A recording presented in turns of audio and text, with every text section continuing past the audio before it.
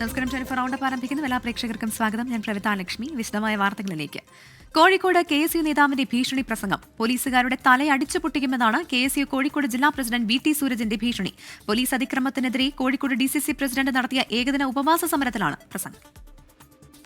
Kozhikode Nadakkavu IG ഓഫീസിന് മുന്നിൽ ഉത്തരവാദിത്തപ്പെട്ട പോലീസ് ഉദ്യോഗസ്ഥരുടെ സാന്നിധ്യത്തിൽ വളരെ ഉത്തരവാദിത്തത്തോടുകൂടി പറയുകയാണ്, നിങ്ങളുടെ കൊച്ചിയാടിയിലെ CI കൈലാസനാഥനെയോ ബിജുരാജിനെയോ ഇനി ഏതെങ്കിലും ഒരു സമരമുഖത്തേക്ക് കടന്നു വന്നാൽ പ്രതിരോധിക്കാൻ നേരിടാൻ KSUവിന്റെ സമരങ്ങളെ തടഞ്ഞു നിർത്താൻ കടന്നു വന്നാൽ കൈലാസനാഥന്റെയും ബിജുരാജിന്റെയും തലയടിച്ചു പൊട്ടിക്കാൻ ജില്ലയിലെ യൂത്ത് കോൺഗ്രസും KSUവും തയ്യാറാവും. ഒരു സംശയവും വേണ്ട. ഷഹദ് റഹ്മാൻ കോഴിക്കോട് നിന്ന് ചേരുകയാണ് കൂടുതൽ വിശദാംശങ്ങളുമായി. ഷഹദ്, ഈ കഴിഞ്ഞ ദിവസങ്ങളിലൊക്കെ KSUവിന്റെയും കോൺഗ്രസിന്റെ യൂത്ത് കോൺഗ്രസിന്റെയും ഒക്കെ നേതൃത്വത്തിൽ വലിയ പ്രതിഷേധം പോലീസിനെതിരെ ഉണ്ടായിരുന്നു. ഇപ്പോഴിത് ഏത് പശ്ചാത്തലത്തിലാണ് ഇത്തരത്തിലൊരു പ്രസംഗം നടത്തിയത്? എന്തൊക്കെയാണ് അദ്ദേഹം പറഞ്ഞത്? കോഴിക്കോട് DCCയുടെ നേതൃത്വത്തിൽ DCC പ്രസിഡന്റ് പ്രവീൺ കുമാറിന്റെ അധ്യക്ഷതയിൽ ഒരു ഏകദിന ഉപവാസ സമരം സംഘടിപ്പിച്ചിട്ടുണ്ടായിരുന്നു. അതിന്റെ പ്രധാന ലക്ഷ്യം ഈ പോലീസ് അതിക്രമങ്ങൾക്കെതിരെയാണ്. ആ വേദിയിലാണ് കോഴിക്കോട് KSU ജില്ലാ പ്രസിഡന്റ് ആയിട്ടുള്ള VT സൂരജിന്റെ നേതൃത്വത്തിൽ ഈ പ്രസംഗം നടത്തുകയും ആ പ്രസംഗത്തിൽ പോലീസിനെതിരെ ഒരു ഭീഷണി എന്ന നിലയിൽ ഇത്തരം ഒരു പ്രസംഗം നടത്തുകയും ചെയ്തിട്ടുള്ളത്. ആ പ്രസംഗത്തിൽ വളരെ വ്യക്തതയോട് കൂടിയിട്ടാണ് പറയുന്നത്. അതായത് പോലീസുകാരുടെ തല അടിച്ചു പൊട്ടിക്കും എന്നുള്ളതാണ് സൂരജ് പറയുന്നത്. കുറ്റ്യാടി, അതായത് നിലവിൽ കുറ്റ്യാടി CIA ആയിട്ടുള്ള കൈലാസ്നാഥിനെയും അതുപോലെ തന്നെ കോഴിക്കോട് അസിസ്റ്റന്റ് കമ്മീഷണർ ആയിരുന്ന ബിജുരാജിനെതിരെയുമാണ് ഈ ഭീഷണി എന്നുള്ളതാണ് ഏറ്റവും പ്രധാനപ്പെട്ടിട്ടുള്ള കാര്യം. അതിന് പ്രധാനമായിട്ടും സൂരജ് പറയുന്ന കാര്യം, കാരണം ഈ കൈലാസ്നാഥ് കോഴിക്കോട് നഗരത്തിൽ ജോലി ചെയ്യുന്ന സമയത്ത് കോഴിക്കോട് ജില്ലാ വിദ്യാഭ്യാസ ഡയറക്ടറുടെ ഓഫീസിലേക്ക് ഒരു സമരവുമായി ബന്ധപ്പെട്ട് പോയ സമയത്ത് തന്നെയും സഹപ്രവർത്തകയും പിടിച്ചു വലിച്ച് പുറത്തേക്കിടുകയും ക്രൂരമായി മർദ്ദിക്കുകയും ഒക്കെ ചെയ്തിട്ടുണ്ടായിരുന്നു. അപ്പോൾ CPMന് വേണ്ടി എന്ത് പണിയും ചെയ്യുന്ന ഒരു ഉദ്യോഗസ്ഥനാണ് ഈ കൈലാസ്നാഥ്. മാത്രവുമല്ല ഒരു അഴിമതിക്കാരനാണ്, കൈക്കൂലി വാങ്ങുന്ന ആളാണ് എന്നുൾപ്പെടെയുള്ള കാര്യങ്ങൾ ചൂണ്ടിക്കാണിച്ചുകൊണ്ടാണ് ഇത്തരം ഒരു പ്രസംഗം നടത്തിയിട്ടുള്ളത്. ശരി. കോഴിക്കോട് KSU നേതാവിന്റെ ഭീഷണി പ്രസംഗം. പോലീസുകാരുടെ തല അടിച്ചു പൊട്ടിക്കുമെന്നാണ് KSU കോഴിക്കോട് ജില്ലാ പ്രസിഡന്റ് VT സൂരജിന്റെ ഭീഷണി. വിവരങ്ങളാണ് ഷഹദ് റഹ്മാൻ നൽകിയത്. മറ്റൊരു വാർത്തയിലേക്ക്. ഇന്ത്യ പാക് വെടിനിർത്തലിന് മധ്യസ്ഥത വഹിച്ചുവെന്ന അമേരിക്കൻ പ്രസിഡന്റ് ഡൊണാൾഡ് ട്രംപിന്റെ വാദം തള്ളി പാകിസ്ഥാൻ വിദേശകാര്യമന്ത്രി ഇഷാഖ് ദർ. അമേരിക്ക ഇടപെടാൻ തയ്യാറായിരുന്നു, എന്നാൽ മൂന്നാം കക്ഷിയുടെ മധ്യസ്ഥതയിൽ ചർച്ച വേണ്ട എന്ന് ഇന്ത്യ പറയുകയായിരുന്നുവെന്ന് American state secretary Marco Rubio തന്നോട് പറഞ്ഞതായും പാകിസ്ഥാൻ വിദേശകാര്യമന്ത്രി പറഞ്ഞു. ജിഷ്ണു രവീന്ദ്രൻ ഇന്റർനാഷണൽ ഡെസ്കിൽ നിന്ന് ചേരുകയാണ്. ജിഷ്ണു, പലതവണ ട്രംപ് ഇക്കാര്യത്തിൽ ഇന്ത്യയും പാകിസ്ഥാനും ഇത്തരത്തിൽ ഈ ആക്രമണം അവസാനിപ്പിക്കാൻ തീരുമാനിച്ചത് തന്റെ ഇടപെടൽ മൂലമാണെന്ന് പറഞ്ഞിരുന്നു. പക്ഷേ അതിലിപ്പോൾ അങ്ങനെയല്ല എന്ന് ഇന്ത്യ പലതവണ അത് തള്ളിയതാണ്. ഇപ്പോൾ പാകിസ്ഥാന്റെ ഭാഗത്തു നിന്നുകൂടി ഒരു വ്യക്തത വന്നിരിക്കുകയാണ്. എന്തൊക്കെ കാര്യങ്ങളാണ് ഈ പാകിസ്ഥാനിലെ മന്ത്രി പറഞ്ഞിരിക്കുന്നത്? എങ്ങനെയാണ് വിവരങ്ങൾ?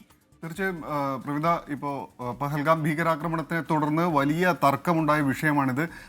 വെടിനിർത്തൽ ആദ്യം പ്രഖ്യാപിക്കുന്നത് ട്രംപാണ് സമൂഹ മാധ്യമങ്ങളിലൂടെ എന്ന തരത്തിലുള്ള വലിയ തരത്തിലുള്ള ചർച്ചകൾ നടക്കുന്നു. അതുമായി ബന്ധപ്പെട്ട ബഹളങ്ങൾ പാർലമെന്റിലേക്ക് വരെ നീളുന്നത് നമ്മൾ കണ്ടതാണ്. കഴിഞ്ഞ പാർലമെന്റ് സമ്മേളനത്തിൽ രാഹുൽ ഗാന്ധി ഉയർത്തിയ ഏറ്റവും പ്രധാനപ്പെട്ട ചോദ്യം ഇതായിരുന്നു. ട്രംപാണ് മധ്യസ്ഥത വഹിച്ചത് എന്ന ഒരു അവകാശവാദം ഒരു സൈഡിലുണ്ട്.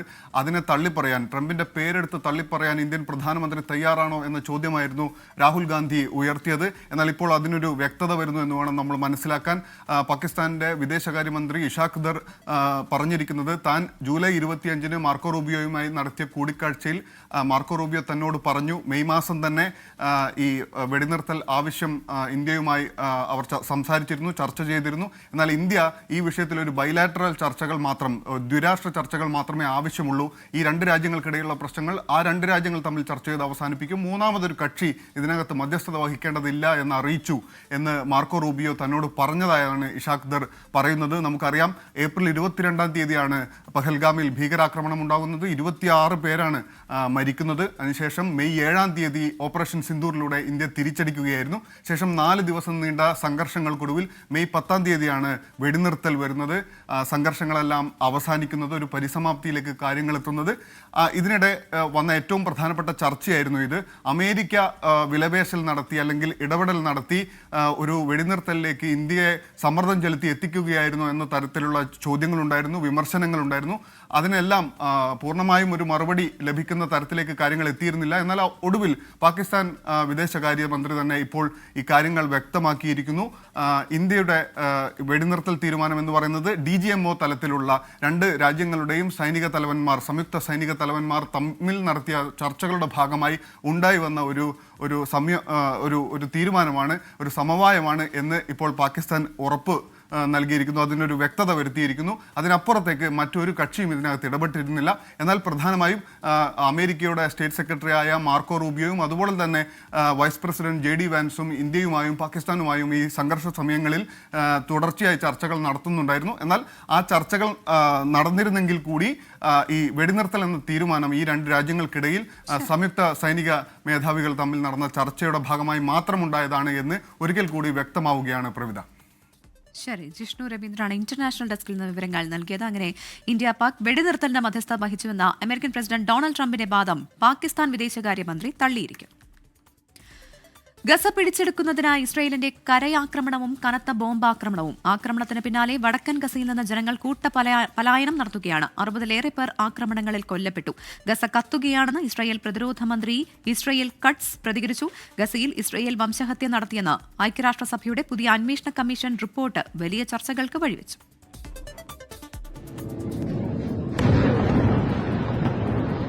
ഗസയിൽ ശേഷിക്കുന്ന മനുഷ്യർ വീണ്ടും നിസ്സഹായരാകുന്ന ദയനീയ കാഴ്ച. ഇസ്രായേൽ ആക്രമണത്തിന് പിന്നാലെ വടക്കൻ ഗസയിൽ നിന്നും തെക്കൻ ഗസയിലേക്ക് ജനം കൂട്ടപ്പലായനം തുടരുകയാണ്. പലായനം ചെയ്യാൻ ഇസ്രായേൽ അനുവദിച്ചിരിക്കുന്നത് അൽ റാഷിദ് തീരദേശ റോഡ് മാത്രമാണ്. നിരവധി കുടുംബങ്ങൾ നിരത്തിൽ കുടുങ്ങിക്കിടക്കുകയാണ്. ബന്ദികളെ മനുഷ്യകവചമാക്കി ഇസ്രായേൽ ആക്രമണത്തെ ഹമാസ് പ്രതിരോധിക്കാൻ ഒരുങ്ങുന്നുവെന്നാണ് റിപ്പോർട്ടുകൾ. ഇതിന് കടുത്ത പ്രത്യാഘാതം നേരിടേണ്ടി വരുമെന്നും ഉടൻ ബന്ദികളെ മോചിപ്പിക്കണമെന്നും ഡൊണാൾഡ് ട്രംപ് ആവശ്യപ്പെട്ടു. വടക്കൻ ഗസയിൽ ഹമാസിനെ പൂർണ്ണമായും ഇല്ലാതാക്കാനാണ് സൈനിക നടപടിയെന്നാണ് ഇസ്രായേലിന്റെ വാദം. ഇതിനിടെ ഗസയിൽ ഇസ്രായേൽ വംശഹത്യ നടത്തിയെന്ന് ഐക്യരാഷ്ട്രസഭയുടെ പുതിയ അന്വേഷണ കമ്മീഷൻ റിപ്പോർട്ട് പുറത്തുവന്നു. ഇതാദ്യമായാണ് ഐക്യരാഷ്ട്രസഭ ഇക്കാര്യം വ്യക്തമാക്കുന്നത്. ഇസ്രായേൽ പ്രസിഡന്റ് ഐസക് ഹെർസോഗും പ്രധാനമന്ത്രി ബെഞ്ചമിൻ നെതന്യാഹുവും മുൻ പ്രതിരോധ മന്ത്രി യോവ് ഗാലന്റും വംശഹത്യയ്ക്ക് ഉത്തരവാദികളാണെന്ന് UN അന്വേഷണ കമ്മീഷൻ മേധാവി നവി പിള്ള വ്യക്തമാക്കി. ഇസ്രായേലി അധികൃതരുടെ പ്രസ്താവനയ്ക്ക് പുറമെ വംശഹത്യയ്ക്ക് സാഹചര്യ തെളിവുകളുമുണ്ടെന്ന് കമ്മീഷൻ വ്യക്തമാക്കിയിട്ടുണ്ട്. റിപ്പോർട്ട് വളച്ചൊടിച്ചതും വ്യാജവുമെന്ന് ഇസ്രായേൽ വിദേശകാര്യ മന്ത്രാലയം പ്രതികരിച്ചു. ഇന്ത്യൻ വംശജയാണ് അന്വേഷണ കമ്മീഷൻ മേധാവി നവി പിള്ള. International desk 24. തനിക്ക് നേരെയുണ്ടായ സൈബർ ആക്രമണങ്ങളിൽ പ്രതികരണവുമായി എഴുത്തുകാരി ഡോക്ടർ M ലീലാവതി. എതിർക്കുന്നവരോട് ശത്രുതയില്ല. ഗസയിലെ കുഞ്ഞുങ്ങൾക്കായി ഇനിയും സംസാരിക്കും. ഗസയിലെ കുഞ്ഞുങ്ങളെ കാണുമ്പോൾ എങ്ങനെയാണ് തൊണ്ടയിൽ നിന്ന് ചോറിറങ്ങുക എന്ന പരാമർശത്തിനെതിരെയായിരുന്നു ഡോക്ടർ M ലീലാവതിക്ക് നേരെ സൈബർ ആക്രമണമുണ്ടായത്. തന്റെ 98ാം പിറന്നാൾ ദിനത്തിൽ ആഘോഷങ്ങൾ വേണ്ടെന്ന് വെച്ച് ഡോക്ടർ M ലീലാവതി നടത്തിയ പരാമർശമാണ് ഒരു വിഭാഗം ആളുകളെ ചൊടിപ്പിച്ചത്. ഭക്ഷണത്തിനായി പാത്രവും നീട്ടി നിൽക്കുന്ന കുഞ്ഞുങ്ങളെ കാണുമ്പോൾ തനിക്കെങ്ങനെയാണ് ചോറ് തൊണ്ടയിൽ നിന്നിറങ്ങുക എന്നായിരുന്നു പിറന്നാൾ ആശംസകളുമായി എത്തിയവരോട് ലീലാവതി പറഞ്ഞത്. ഈ പരാമർശത്തിനെതിരെയാണ് സൈബർ ആക്രമണം. എന്നാൽ അതൊന്നും കാര്യമാക്കുന്നില്ല എന്ന് M ലീലാവതി. ഞാൻ ഒരു അമ്മയുടെ കണ്ണുകൊണ്ടാണ് അവരെ നോക്കുന്നത്. മതത്തിന്റെയോ ജാതിയുടെയോ വർണ്ണത്തിന്റെയോ ഒന്നും പശ്ചാത്തലം അതിലില്ല. എതിർക്കുന്നവരെ സ്വതന്ത്രമായിട്ട് എതിർത്തോട്ടെ, എനിക്കൊരു വിരോധമില്ല. എത്രയോ എതിർപ്പുകളെ ഞാൻ നേരിട്ടിട്ടുണ്ട്. നടയുന്നല്ല, എതിർപ്പുകളെ നേരിട്ടുണ്ട്. മന്ത്രി V ശിവൻകുട്ടി ഉൾപ്പെടെ നിരവധി പേരാണ് M ലീലാവതിയെ പിന്തുണച്ചെത്തിയത്. മനുഷ്യസ്നേഹിയുടെ ഹൃദയത്തിലൂടെയാണ് ടീച്ചർ സംസാരിച്ചതെന്ന് മന്ത്രി V ശിവൻകുട്ടി ഫേസ്ബുക്കിൽ കുറിച്ചു. 24 കൊച്ചി. ബലാത്സംഗ കേസിൽ ജാമ്യത്തിൽ കഴിയുന്ന നടൻ സിദ്ദിഖിന് വിദേശയാത്രയ്ക്ക് അനുമതി. തിരുവനന്തപുരം 1-ാം ക്ലാസ് ജുഡീഷ്യൽ മജിസ്ട്രേറ്റ് കോടതിയാണ് അനുമതി നൽകിയത്. ഈ മാസം 19 മുതൽ അടുത്ത മാസം 18 വരെയാണ് അനുമതി ലഭിച്ചിരിക്കുന്നത്. യാത്രയ്ക്ക് ശേഷം പാസ്പോർട്ട് കോടതിയിൽ സമർപ്പിക്കണം എന്നും നിർദ്ദേശമുണ്ട്. കൂടുതൽ വിശദാംശങ്ങളുമായി മേഘന മുരളി അല്പസമയത്തിനുള്ളിൽ ചേരുമെന്ന് പ്രതീക്ഷിക്കുകയാണ്. ബലാത്സംഗ പരാതിയുമായി ബന്ധപ്പെട്ടാണ് ഇത്തരത്തിൽ സിദ്ദിഖിന് കോടതിയുടെ ഭാഗത്തുനിന്ന് ചില നിർദ്ദേശങ്ങൾ ലഭിച്ചിരിക്കുന്നത്. എന്തായാലും ബലാത്സംഗ കേസിൽ ജാമ്യത്തിൽ കഴിയുന്ന നടൻ സിദ്ദിഖിന് ഇപ്പോൾ വിദേശയാത്രയ്ക്ക് അനുമതി ലഭിച്ചിരിക്കുന്നു എന്നുള്ളതാണ് ഏറ്റവും പുതിയ വിവരം. തിരുവനന്തപുരം 1-ാം ക്ലാസ് ജുഡീഷ്യൽ മജിസ്ട്രേറ്റ് കോടതിയാണ് അനുമതി നൽകിയിരിക്കുന്നത്. ഈ മാസം 19 മുതൽ അടുത്ത മാസം 18 വരെയാണ് അനുമതി നൽകിയിരിക്കുന്നത്. യാത്രയ്ക്ക് ശേഷം പാസ്പോർട്ട് കോടതിയിൽ സമർപ്പിക്കണമെന്നും കോടതിയുടെ ഭാഗത്തുനിന്നൊരു നിർദ്ദേശം വന്നിട്ടുണ്ട്. കാസർഗോഡ് അനധികൃത മീൻപിടുത്തം നടത്തിയ 4 ബോട്ടുകൾ പിടികൂടി. ഫിഷറീസ് മറീൻ എൻഫോഴ്സ്മെന്റും കോസ്റ്റൽ പോലീസും സംയുക്തമായി നടത്തിയ പരിശോധനയിലാണ് ബോട്ടുകൾ പിടികൂടിയത്. ബോട്ടുകൾക്ക് ഫിഷറീസ് വകുപ്പ് 9 ലക്ഷം രൂപ പിഴ ചുമത്തി. അരുൺ പാറയ്ക്കൽ കാസർഗോഡ് നിന്ന് ചേരുകയാണ്. അരുൺ, അനധികൃത മീൻപിടുത്തം എന്നാണ് മനസ്സിലാക്കുന്നത്. എന്തുകൊണ്ടാണ് ഇവർ അനധികൃതമായി ഇത്തരത്തിൽ മീൻപിടുത്തം നടത്തുന്നത്? എത്ര ബോട്ടുകൾ, ഇതിൽ എത്ര ജീവനക്കാരുണ്ട്, എന്തൊക്കെയാണ് വിവരങ്ങൾ? ഈ കാസർഗോഡിന്റെ തീരദേശ മേഖലയിലൊക്കെ ഇത്തരത്തിൽ അനധികൃത മീൻപിടുത്തം നടത്തുന്നത് സാധാരണമാണ്. പ്രത്യേകിച്ച് ഈ കർണാടകത്തിൽ നിന്ന് നിരവധി ബോട്ടുകൾ ഈ ആഴക്കടൽ ലക്ഷ്യമാക്കി ഈ വഴി വരുന്നുണ്ട്. ഇപ്പോൾ 4 ബോട്ടുകളാണ് പിടികൂടിയിരിക്കുന്നത്. 9 ലക്ഷം രൂപ പിഴയായി ഈടാക്കിയിട്ടുണ്ട്. ഫിഷറീസ് വകുപ്പ് മറൈൻ എൻഫോഴ്സ്മെന്റും കോസ്റ്റൽ പോലീസും സംയുക്തമായി നടത്തിയ രാത്രികാല പട്രോളിംഗിലാണ് ബോട്ടുകൾ പിടികൂടിയത്. അഴിത്തല തീരത്ത് നിന്ന് 12 നോട്ടിക്കൽ മൈൽ ദൂരത്തിനുള്ളിലാണ് ഈ ബോട്ടുകൾ മത്സ്യബന്ധനം നടത്തിയത് എന്നാണ് മനസ്സിലാക്കാൻ സാധിക്കുന്നത്. കോഴിക്കോട് നിന്നുള്ള ഗ്രാൻഡ് ഉമറുൽ ഫാറൂഖ്, കണ്ണൂരിൽ നിന്നുള്ള സീ ഫ്ലവർ, കർണാടകയിൽ നിന്നുള്ള സുരക്ഷ തുടങ്ങിയ ബോട്ടുടമകൾക്കെതിരെയാണ് നടപടി എടുത്തിരിക്കുന്നത്. ഫിഷറീസ് 4 ബോട്ടുകൾ കസ്റ്റഡിയിലെടുത്തിട്ടുണ്ട്. 9 ലക്ഷം രൂപ പിഴ ഈടാക്കുമെന്ന് അറിയിച്ചിട്ടുണ്ട്. ഇപ്പോഴും പരിശോധന ശക്തമാവുകയാണ്. 2 ബോട്ടുകൾ ചേർന്ന് ട്രോൾ വല ഉപയോഗിച്ച് മത്സ്യബന്ധനം നടത്തുന്നു. ബുൾ ട്രോളിംഗും പെയർ ട്രോളിംഗും ഒക്കെ നടത്തുന്നുണ്ട് എന്നും ഫിഷറീസ് ഡിപ്പാർട്ട്മെന്റ് പറയുന്നുണ്ട്. എന്തായാലും ശക്തമായ നടപടിയിലേക്ക് കടന്നിരിക്കുന്നു. പ്രവിത. ശരി, അരുൺ പാറയ്ക്കലാണ് വിവരങ്ങൾ നൽകിയത്. പോലീസ് അതിക്രമങ്ങൾ എണ്ണിപ്പറഞ്ഞ നിയമസഭയിൽ സർക്കാരിനെ കടന്നാക്രമിച്ച പ്രതിപക്ഷം. അടിയന്തരാവസ്ഥ കാലത്തെ മുഖ്യമന്ത്രിയുടെ നിയമസഭാ പ്രസംഗം വായിച്ചായിരുന്നു പ്രതിപക്ഷ ഉപക്ഷേപ ചർച്ചകൾക്ക് തുടക്കമിട്ടത്. 9 വർഷം കൊണ്ട് സർക്കാർ പോലീസ് സംവിധാനം തകർത്തുവെന്ന് പ്രതിപക്ഷ നേതാവ് കുറ്റപ്പെടുത്തി. പോലീസുകാർക്കെതിരെ സ്വീകരിച്ച നടപടികളുടെ കണക്ക് നിരത്തിയായിരുന്നു മുഖ്യമന്ത്രിയുടെ പ്രതിരോധം. സംസ്ഥാനത്തെ പോലീസ് അതിക്രമങ്ങളെക്കുറിച്ച് സഭ നിർത്തിവെച്ച് ചർച്ച ചെയ്യണമെന്ന പ്രതിപക്ഷ ആവശ്യത്തിന് സർക്കാർ വഴങ്ങി. ഇതോടെയാണ് പ്രത്യേക ചർച്ചയ്ക്ക് അരങ്ങൊരുങ്ങിയത്. സംസ്ഥാനത്തെ പോലീസ് അതിക്രമങ്ങളുടെ കണക്ക് എണ്ണിപ്പറഞ്ഞുകൊണ്ട് അടിയന്തര പ്രമേയം അവതരിപ്പിച്ച റോജി എം ജോൺ സർക്കാരിനെ രൂക്ഷമായി വിമർശിച്ചു. സർ, ആഭ്യന്തര വകുപ്പും പോലീസുമൊക്കെ എന്ത് നടപടിയാണ് സാർ എടുത്തത്? ഈ വിഷയത്തിൽ സസ്പെൻഡ് ചെയ്ത് മാതൃക കാണിച്ചു എന്ന് ദയവ് ചെയ്ത് പറയരുത്. ഈ ക്രൂരമായ മർദ്ദനത്തിന്റെ വീഡിയോ അത് പുറം ലോകം കണ്ടതിന്റെ ജാള്യത മറയ്ക്കാൻ വേണ്ടി മാത്രമാണ് ഇപ്പോൾ സസ്പെൻഷൻ എന്ന പേരിൽ ഒരു നടപടി എടുത്തിരിക്കുന്നത്. കുന്നംകുളം പോലീസ് സ്റ്റേഷനിലെ മർദ്ദനം മുഖ്യ വിഷയമായി മാറിയ അടിയന്തര പ്രമേയത്തിനെ പഴയ സംഭവം എന്ന് പറഞ്ഞാണ് ഭരണപക്ഷം പ്രതിരോധിച്ചത്. കുന്നംകുളം പോലീസ് സ്റ്റേഷനിലെ സുജിത്തിന് മർദ്ദനമേറ്റു എന്ന് പറയുന്ന വിഷയം ശ്രദ്ധയിൽപ്പെട്ട ഉടനെ മുഖ്യമന്ത്രി ഇടപെട്ട് ബന്ധപ്പെട്ടവരെയെല്ലാം തന്നെ സർവീസിൽ നിന്ന് സസ്പെൻഡ് ചെയ്യുകയുണ്ടായി. എന്തേ ഈ 2.5 വർഷമായി നിങ്ങൾ ഈ വിഷയം മുഖ്യമന്ത്രിയുടെ ശ്രദ്ധയിൽപ്പെടുത്താതെ പോയത്? പോലീസിന് മേൽ സർക്കാരിന് നിയന്ത്രണം നഷ്ടപ്പെട്ടെന്നായിരുന്നു പ്രതിപക്ഷത്തിന്റെ മുഖ്യ വിമർശനം. മുഖ്യമന്ത്രി പോലീസ് വകുപ്പ് ഒഴിയണമെന്നും പ്രതിപക്ഷം ആവശ്യപ്പെട്ടു.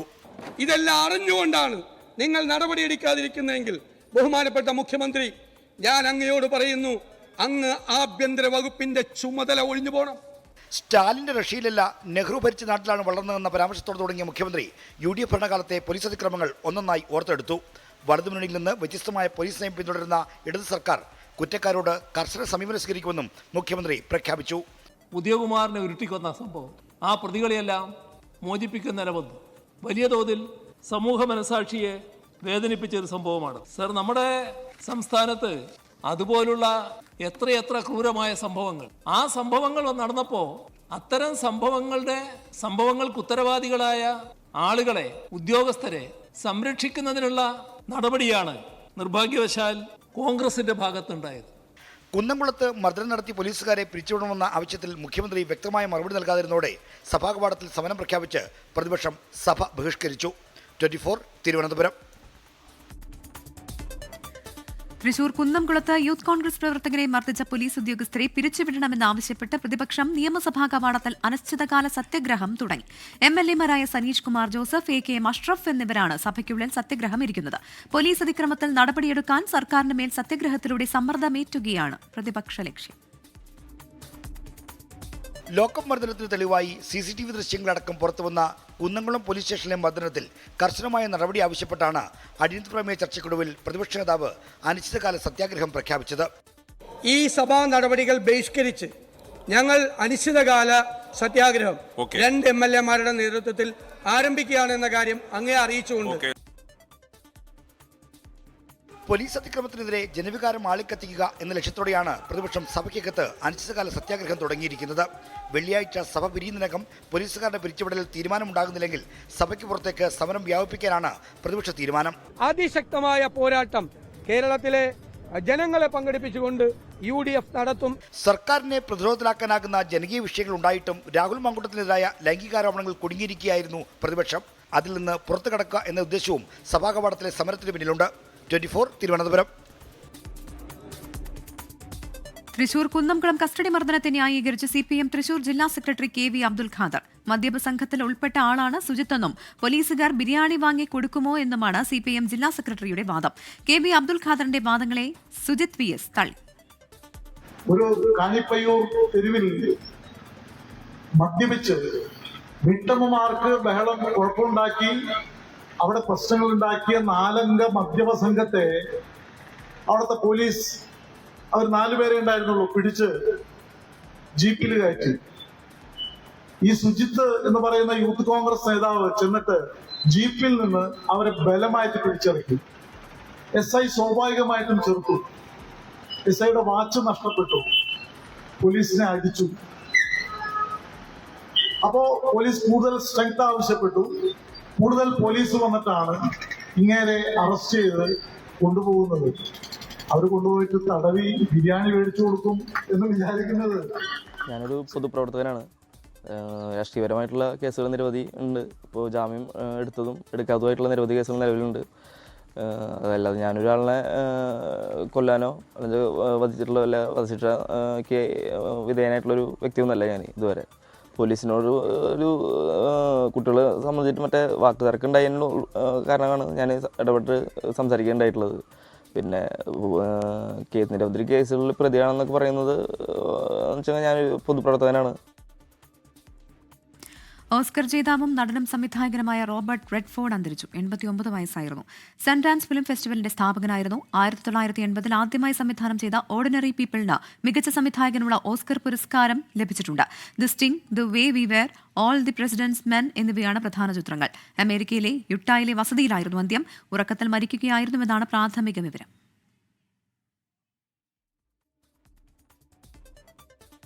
തിരുവനന്തപുരം ജനറൽ ആശുപത്രിയിൽ തൈറോയ്ഡ് ശസ്ത്രക്രിയയ്ക്കിടെ യുവതിയുടെ നെഞ്ചിൽ ഗൈഡ് വയർ കുടുങ്ങിയ 24 വാർത്ത നിയമസഭയിൽ ഉമാ തോമസ് ആണ് വിഷയമുന്നയിച്ചത്. ഇത്തരം സംഭവങ്ങൾ ആവർത്തിക്കാതിരിക്കാൻ നടപടികൾ എടുത്തുവെന്ന് മന്ത്രി വീണ ജോർജ് പറഞ്ഞു.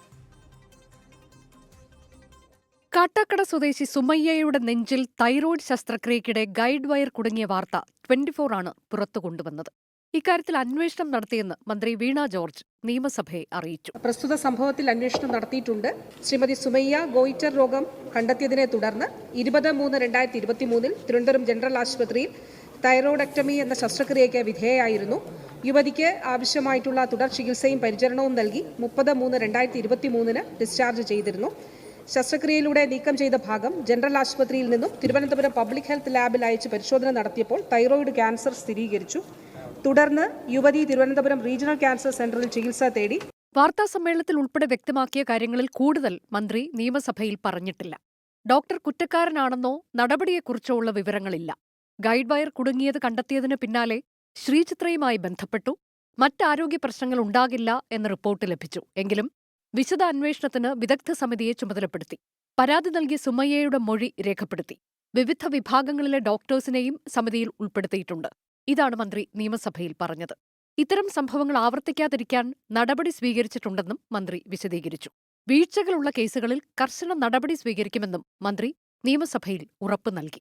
24 തിരുവനന്തപുരം. ലോകത്തെവിടെയായാലും ഏത് സമയത്തും 24 വാർത്തകളും ഓഗ്മെന്റഡ് റിയാലിറ്റി പാക്കേജുകളും എക്സ്പ്ലെയിനറുകളും വിശദമായി കാണാൻ ഞങ്ങളുടെ യൂട്യൂബ് ചാനൽ നിങ്ങൾക്ക് സബ്സ്ക്രൈബ് ചെയ്യാം.